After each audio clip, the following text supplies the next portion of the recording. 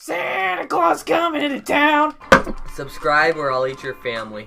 Isn't it? You smell something burning? Hey, what's going on, guys? It's your friend Jake, or Meme King Gaming. Welcome back to a brand new video.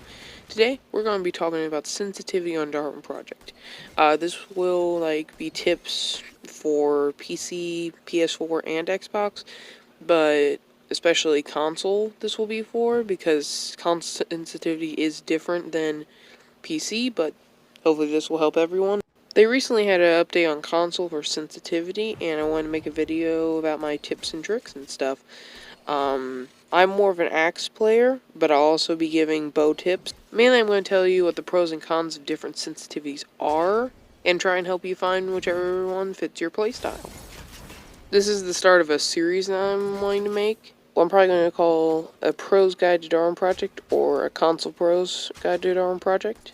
Since I now have over 300 solo wins, I feel like I'm qualified enough to talk about this as a pro, since I have been playing since 2018, and I haven't taken any breaks like other players, so all of the stuff in Darwin Project since then, I've pretty much played day one, so I feel like I'm qualified to talk about this kind of stuff, especially on console, because there's not really many people talking about it.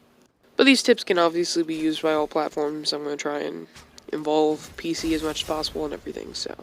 Anyway, before we can actually get into the gameplay aspect, we need to get into the actual setting your sensitivity. So let's go ahead and get into that.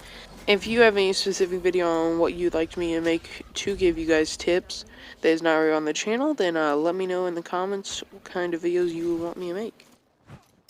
The first thing we want to talk about are the sensitivities that aren't really important. Aim smoothing I just turned up all the way as you just saw, and it's trying to smooth out your aim, but I don't know, it makes it feel clunky to me, so I don't personally like it. You can change it if you want, but I recommend keeping it at 0. Dead zone, I think that it's trying to go for whenever you're walking, you can aim easier, but in my opinion, I think that it should be going up and down, so I don't personally use this, because targets are always moving and jumping, so I want to have full control over it, but I don't know, you can turn it up if you want. I don't personally recommend it. The last unimportant sensitivity is aim ease. It's kind of like with the others. I think it feels clunky. You can put it whatever you want. I personally keep it off. Now we get into the really important stuff. Aiming horizontal and aiming vertical. These are your bow.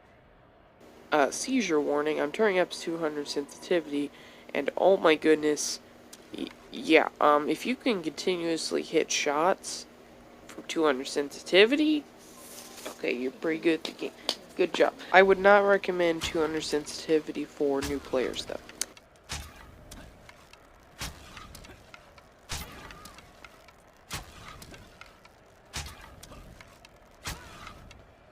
Now, the regular sensitivity, right now it's at 0 sensitivity on both vertical and horizontal. Probably a little bit of a tip, probably don't put it at 0. I love how you can customize the sensitivity so much, it's really cool, but here's 200, 200. As an axe main, I keep it pretty high. I keep it about 200, 180, because I feel the vertical is very fast, going up. And obviously a sensitivity isn't going to be perfect for everyone, but I definitely recommend, if you're an axe main, to go higher sensitivity. If you're a bow main, then probably don't have very high sensitivity. But I usually keep my bow sensitivity about 50-40.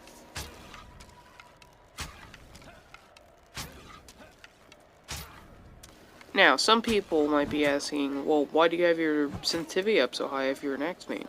It's mainly so I can do stuff like this. Let's say that I swing and miss the person, and they're about to swing at me. I can turn back, and you'll keep mobility going. You definitely want to keep mobility in this game going. That's why Jetpack is so good, because it has a lot of mobility. You really want to always stay mobile and not easily hit. So, for example, as you were just seeing, if you hit a person, you can go after a person and turn around more, keep on the mobile, and not give them a free hit if you miss. Now, for the bottom 3, vibration, aim assist on turrets, you probably want to keep those on. And shoot on button release is a preference. I personally prefer it off, but you can do it if you'd like. But anyway, Now onto the gameplay portion.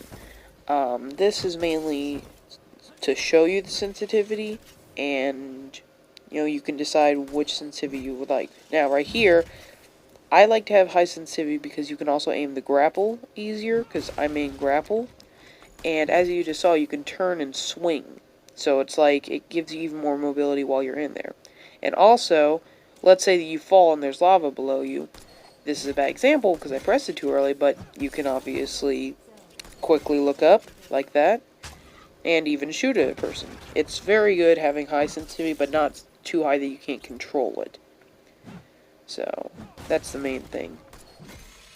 Stuff like this, trick shots and stuff like that, just everything. Like, you want to be in control of your character and control of its bow. And why the vertical sensitivity is so important is for many reasons, but the main reason right now is for mobility. As you can see, I can quickly snap up and land grapples. The vertical, just sensitivity in general, but the vertical especially, you always want to be able to aim it quickly and feel like you're in control of it. That's the main thing. Now, obviously, the higher your sensitivity, the faster you can keep an eye on your surroundings, the faster you can turn around. Arrow flicks are a very important thing to learn. Always try and guess wherever your opponent is going so that you can land it quickly. Arrow flicks is whenever you pull out your bow very quickly and shoot very quickly and hit. Mobility is again key in this game. You want to make sure you have a sensitivity that you can feel like you can outmaneuver your enemy. A good example of mobility is the jetpack user. Great transition, Meme King. I know, it's great. Yeah, jetpack spammers are pretty annoying. Hopefully, Scav can get a good patch out and everything that, lets them not spam the mobility so much, but, it is mobility in the game after all. Now, the main thing is that you want to be able to combo them before they can go away. And you always want to make sure to keep jetpack users on their toes, because they have more mobility than most classes if you don't know how to use it right. And that's pretty much it for sensitivity. Hopefully this video helped you. If you did, then please consider hitting that like button. Thank you so much for watching, and wanted to keep this short and sweet. I'll try and keep the intros shorter on the next videos and stuff if I make more of these. But yeah, let me know if this helped you guys. Also, whenever this video goes live, I should be streaming on Mixer, the new Duo update, so make sure to check that out. If you're interested in that thing, pretty much stream daily over on Mixer, and subscribe if you like montages and tips and tricks and stuff like that. But thank you so much for watching, and have a great day.